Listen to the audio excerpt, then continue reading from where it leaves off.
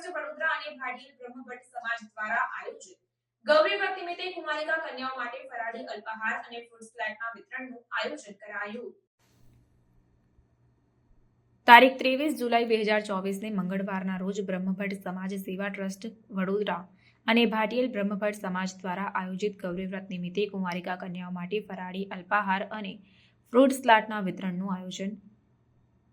ભાટિલ ગામ ખાતે કરાયું હતું, જે ખૂબ જ સરસ અને ઉમદા કામગીરી સાથે પૂર્ણ કરવામાં આવ્યું, જેમાં ભાટિલ બ્રહ્મભટ્ટ સમાજને ખૂબ જ પ્રશંસનીય કામગીરી અને સહકાર મળ્યો છે।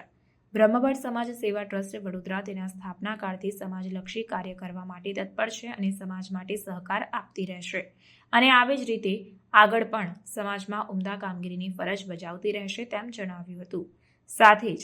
વડોદરા બ્રહ્મભટ્ટ સમાજ ટ્રસ્ટ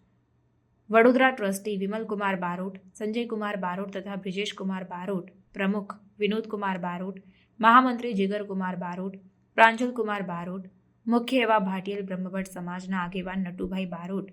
રવિ બારોટ તથા ધવલ બારોટ અને ત્યાં ઉપસ્થિત તમામ સભ્યોનો સાદર સત્કાર કરીને ખૂબ ખૂબ અભિનંદન પાઠવાયા હતા।